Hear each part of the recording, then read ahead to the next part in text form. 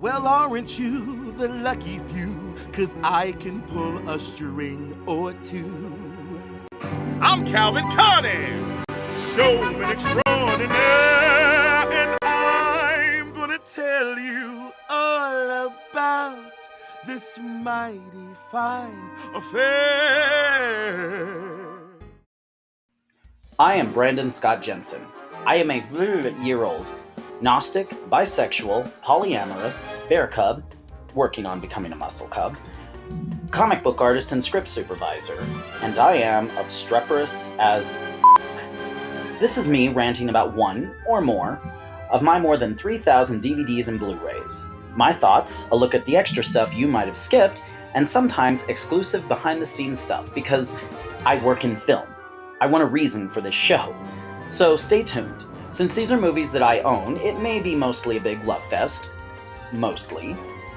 I'd love to hear your thoughts on which of these thousands of films you'd want to hear me rant about. But if I don't own it, it's probably not happening. That said, let's do this. I wasn't really planning on covering multiple movies at once, at least not on my second episode, but here's the thing. There have been roughly 1.8 trillion adaptations of The Wizard of Oz, from cartoons to Tony Award-winning musicals to television miniseries ad nauseum, and of course, this is because the original story has been in the public domain for decades. But, obviously, the most famous adaptation of L. Frank Baum's original story, The Wonderful Wizard of Oz, is the 1939 film, The Wizard of Oz. Now, like I said, the story itself has been in the public domain for years. This film, now owned by Warner Brothers after their purchase of MGM in 1999, is still copyrighted. But what does Warner's control? Their adaptation, while a condensed version of the episodic modern fairy tale, changed very little from the original story. Dorothy lives on a drab Kansas farm, which even in the book was implied to be colorless. And after a cyclone hits, she's transported to Oz, accidentally kills Wicked Witch East, and is told by Good Witch North to head on over to the wizard to help her get home. She meets some colorful friends, and after getting a murder mission from the wizard, they douse the witch in water, killing her, and the wizard is forced to reveal that he's a con man. I'm just a con man. Get out of here! We're not talking about you today. But he's still able to give everyone what he promised by revealing that they had it all along.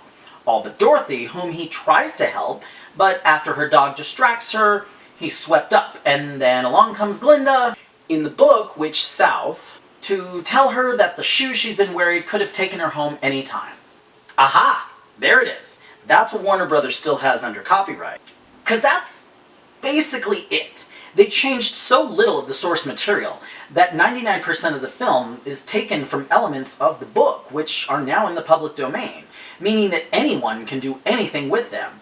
Make their own book, their own TV series, their own movie, their own YouTube storybook time show.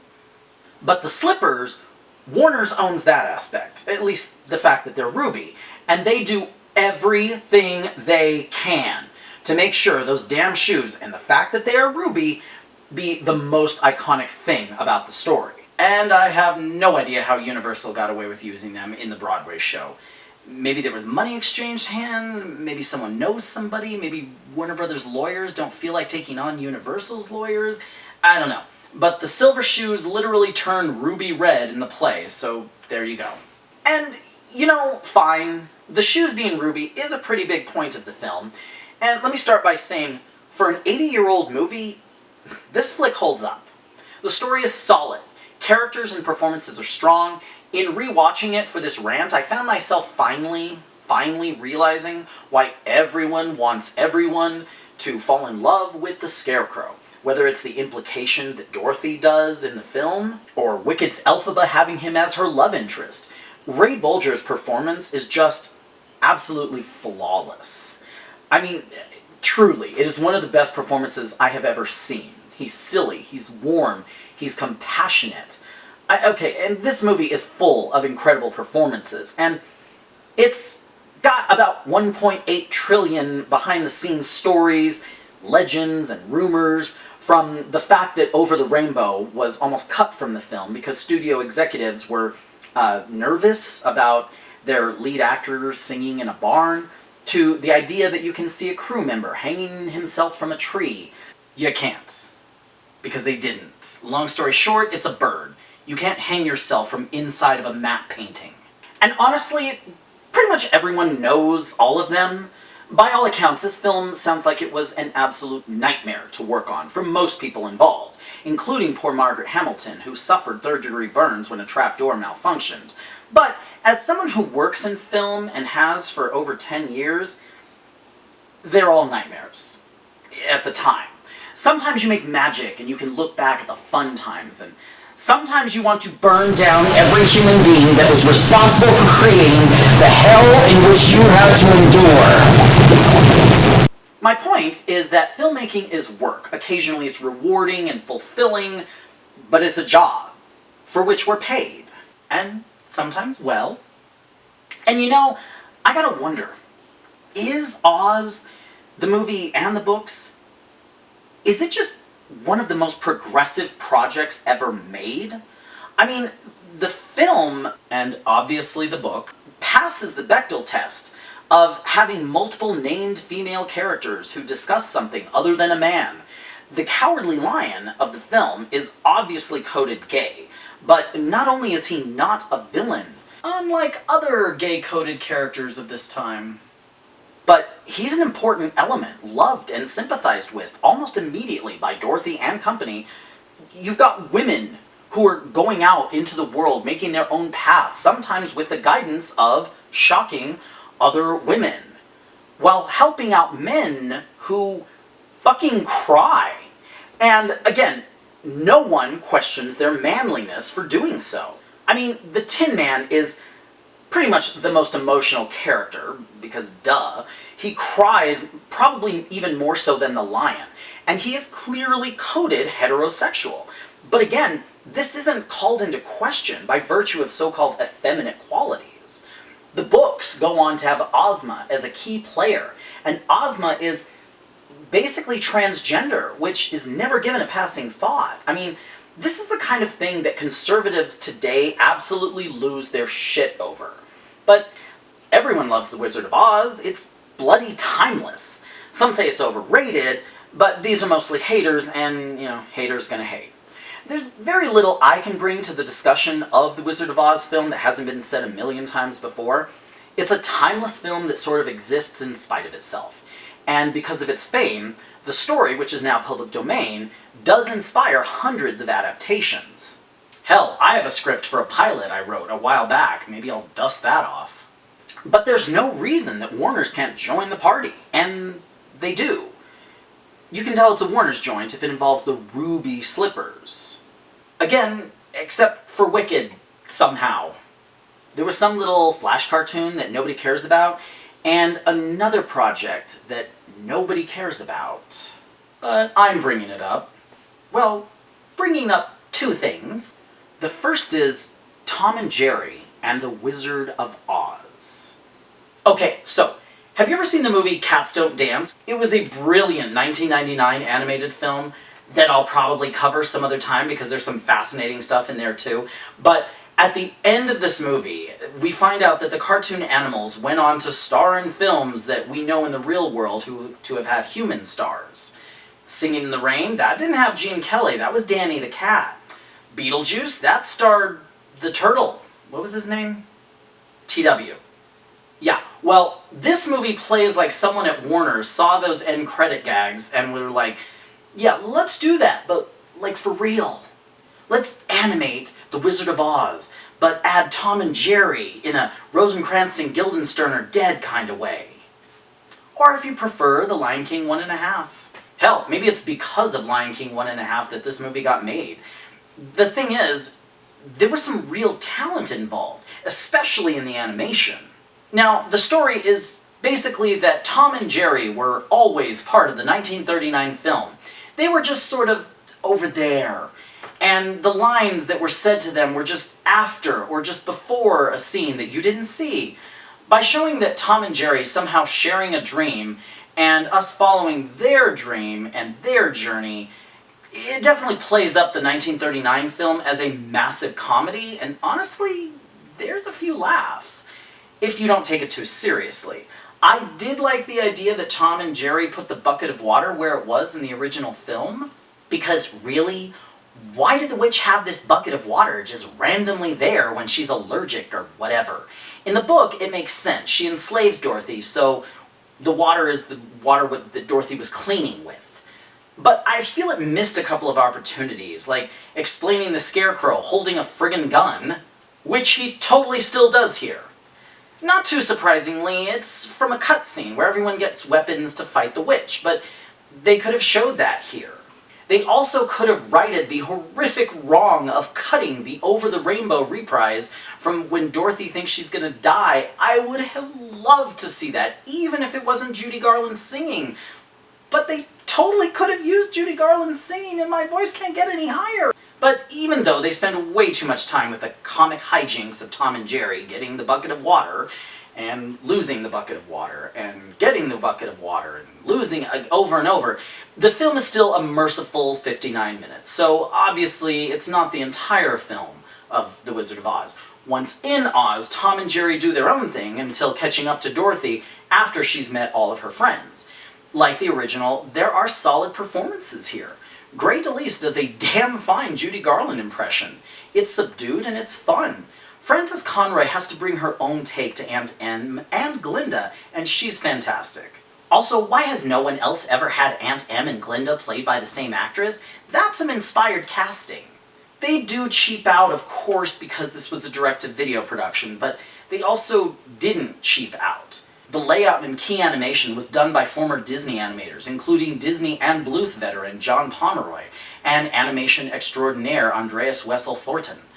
John McClanahan, Matt Williams. I mean, if you don't know the names listed in the character layout and animation, just trust me, it is a who's who of traditional animation.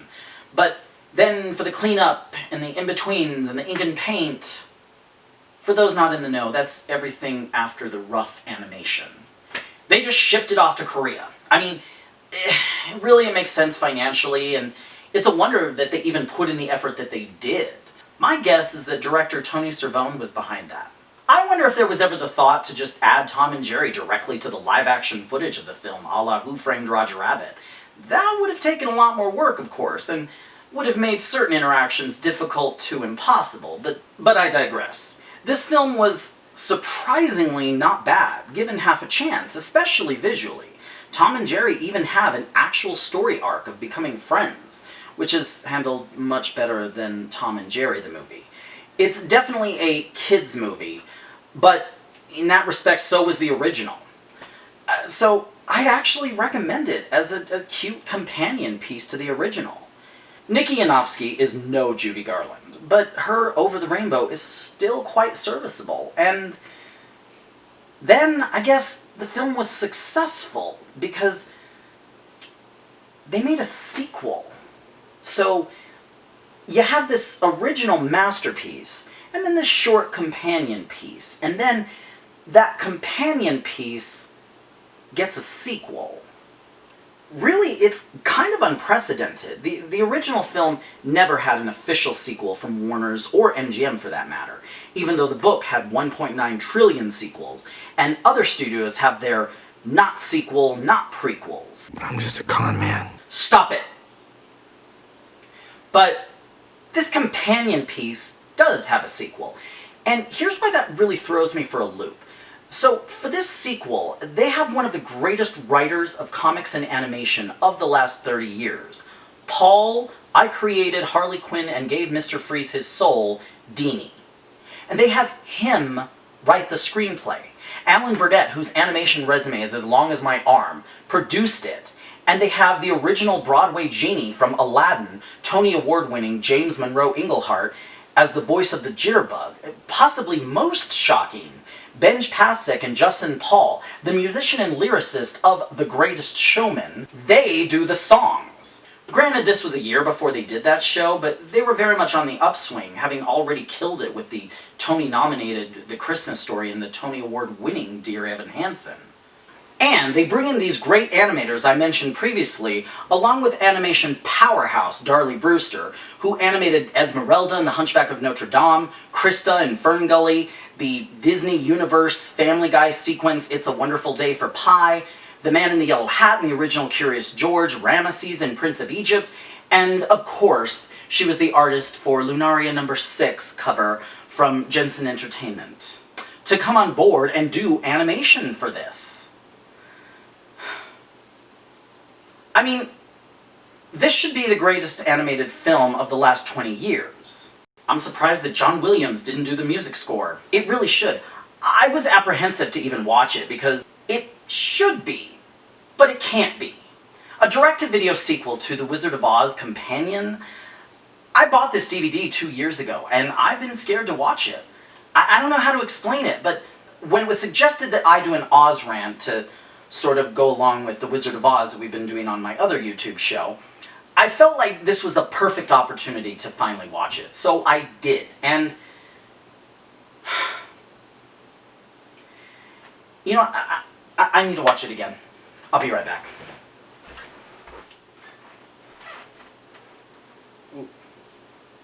What just happened?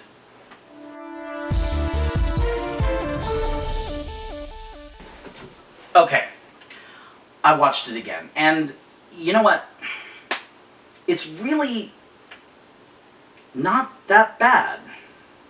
It is not the greatest animated film of the last 20 years, and it does have talent, for sure, and they showcase a lot of their talent. Who knows what led to this team being assembled, but it certainly led to a fun movie. Many elements from the original book and its sequels are used here. The Mouse Queen, the Gnome King, the Very Hungry Tiger, and they also used a lot of deleted stuff from the original film. Hickory's Cyclonus machine, the Jitterbug sequence, although I'm pretty sure that bringing the tractor to life was original to this film. It's kind of hard for me to sum up this movie as simply as the original film, as much as I would have liked it to have a nice simple story or maybe something based on one of the sequel books. It appears that Warner's wanted to use as little of the public domain stuff as possible, aside from the characters. So we've got a pretty packed story. Dorothy is back in Kansas, and even though the Oz sequences were thought to be a dream, Dorothy still has the ruby slippers, which is also supposedly part of a deleted sequence. And a flying monkey is after them, and there's this really fun song called There's No Place Like Home. In fact, all the songs in this movie are fun. At first, I didn't like There's No Place Like Home, but it grew on me on my second viewing just now, and it might be my favorite. Eventually, the Tin Man, Scarecrow, and Lion return to Oz to take Dorothy back to Oz, after we find that the Gale farm is in trouble with the neighbor farmer, Mr. Bibb, after the tornado caused the Gale pigs to eat the other guy's watermelons, and, you know, he has an order from the sheriff. Why the hell does the sheriff hate the Gale farm so much? He just really wants to stick it to them. Because we learn that the Gnome King has taken over Oz, who obviously has the same voice actor, Jason Alexander, as Mr. Bibb, with the help of a magic and talking tractor. This is the one indefensible element to this film. They walked for miles in Oz, but now they need a magical talking tractor. It's pointless and I hate it. They go to the Kansas State Fair because why not? We get another fun musical sequence that is, you know, it is completely pointless, but it's by Pasek and Paul, and it's performed by James Monroe Iglehart. It's just short and sweet and fun, so I just don't care, sue me. Okay, so they find the wizard, and so the wizard is established as a fraud. I'm just a con man. Stop it! But now he's doing basically real but small magic tricks at the fair, so I guess it's like he's the opposite in each world. Am I just making excuses for this film because of how much I respect the filmmakers? Maybe I'm just giving it the benefit of the doubt instead of being a hater. Anyway, I guess it doesn't matter. Yet. They are headed back to Oz in a balloon, thanks in part to Hickory's wind contraption thingy. I'm not gonna look up the name. It's Cyclonus something. Great hell in hot links! Wait. Did he just say... Great hell in hot links! I mean... What's the rating on this thing?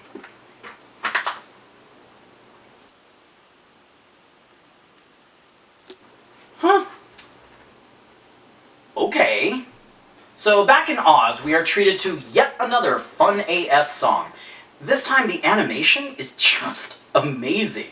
This whole song is reminiscent of the old Disney villain songs. It does advance the plot and the character as we learn why the Gnome King is doing what he's doing, and his backstory, but also he's just singing about being evil, and I love it. Villains don't have to be surprise twist villains or have sympathetic backstories.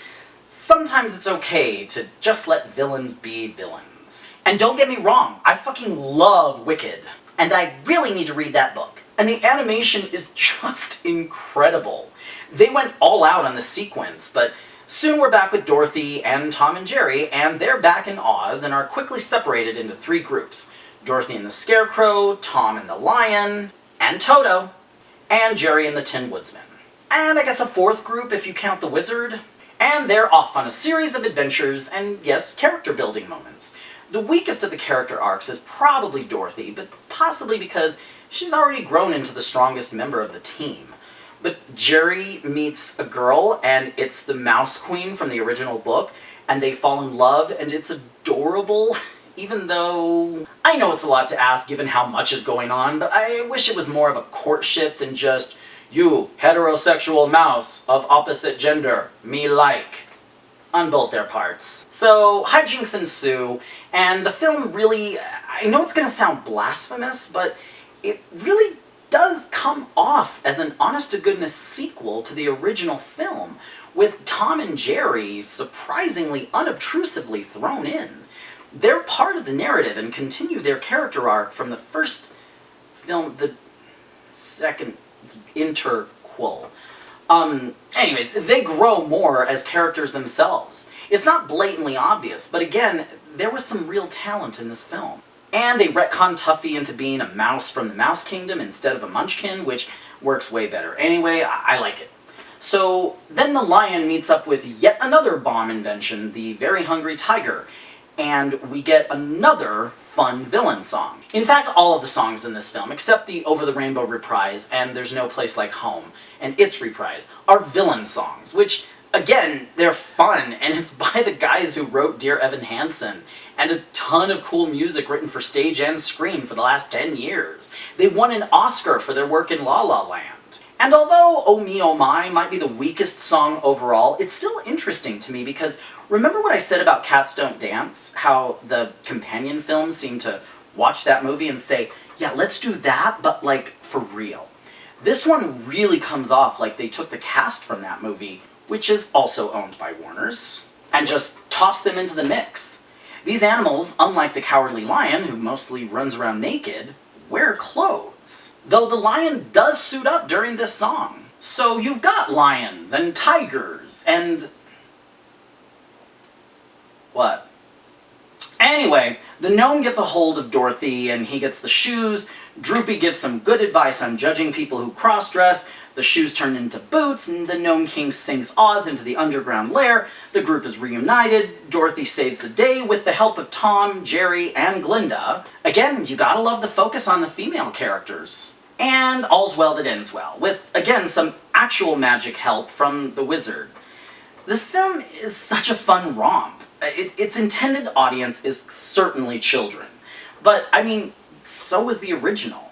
Just because something is intended for children doesn't mean it can't be good. That's why the original film is so timeless. But this one, it's not even a cult film. It's more of a punchline, a sequel to a pointless, but also fun, direct-to-video movie. But I feel like if people gave it a chance, you might just have a blast. And maybe I'm making excuses for a dumb kids movie, but I don't know. It doesn't feel like I am. This is not the greatest film ever made. Not by a long shot. But there are thousands of movies made year after year. There are 14 Tom and Jerry movies. And of course I own them all, but don't be expecting reviews of all of them individually. And this was number 13. And they're still making an effort by number 13 with people who care and have talent? That's admirable. Or it was. After the failing of the next movie in the series, Tom and Jerry and Willy Wonka and the Chocolate Factory, because why not? They seem to have stopped making them. and the director or co-director of about half of these, and 7 of the last 8, Tony Cervone, seems to have moved on to the Scooby-Doo franchise, having directed a couple of those direct-to-DVD films, and the intended-to-be theatrical Scoob. He and Spike Brandt were the directors of this one now, and Spike directed the Willy Wonka film. But I might have an understanding of why these people seem to care so much. See, Mr. Cervone and Mr. Brandt, and Darlie Brewster, I might add, worked on a little film called The Karate Guard in 2005. Spike Brandt co-directed it. He co-directed it, in fact, with Joseph Barbera, who, along with William Hanna, Hanna-Barbera created dozens, hundreds, possibly thousands of characters, from the Flintstones to the Jetsons to Scooby-Doo and countless others. But their partnership started with this cat and mouse in 1940, only a year after The Wizard of Oz was released. And The Karate Guard, fittingly, was the last project that Joseph Barbera directed, or co-directed. I think it's pretty clear that these filmmakers have a lot of love for the Hanna-Barbera properties they are privileged to be in charge of from time to time, and where that love comes from.